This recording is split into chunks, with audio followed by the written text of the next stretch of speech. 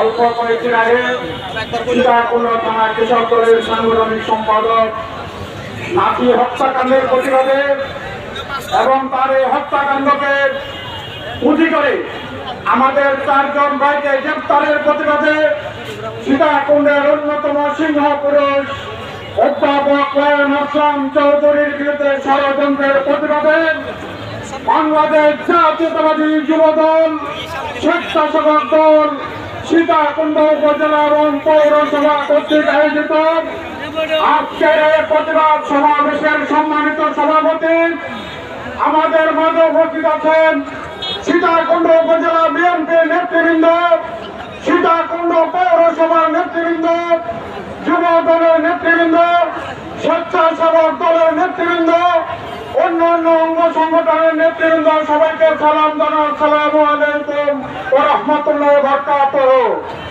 বন্ধুগণ, আমরা আগে বলেছি, এখনো বলতেছি যে 5 আগস্টের পরে বিএনপির বিরুদ্ধে দেশব্যাপী ষড়যন্ত্র চলছে। তারই ধারাবাহিকতায় সীতাকুণ্ড ষড়যন্ত্র চলছে আমাদের বিএনপির বিরুদ্ধে, আমাদের দলের লোকজনের বিরুদ্ধে।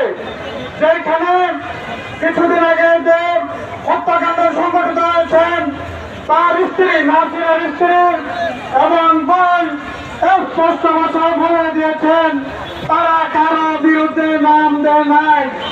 আজকে আমরা পরিষ্কার ভাষায় বলতে চাই যে যারা ষড়যন্ত্র করে এই নাম দেওয়া হয়েছে তাদেরকে ছাড় দেওয়া হবে না, তাদেরকে ছাড় দেওয়া হবে না।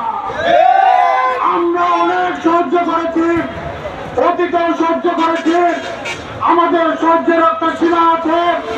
আমরা সুস্পষ্ট ভাষায় বলতে চাই বিএনপির বিরুদ্ধে ষড়যন্ত্র করে পার পাওয়া যাবে না। বিএনপির শিকড় অত্যন্ত গভীরে। বিএনপি এই দেশে হঠাৎ করে বেশি আসা একটি দল না।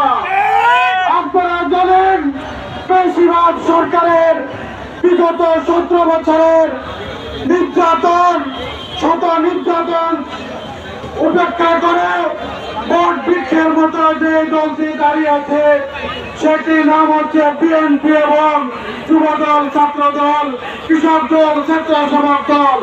সুতরাং বসে সীতাকুণ্ডের বিএনপি আসলাম চৌধুরীর বিরুদ্ধে ষড়যন্ত্র করছেন, তাদেরকে হুঁশিয়ারি উচ্চারণ করছি, হুঁশিয়ার করে দিচ্ছি, সাবধান হয়ে যান।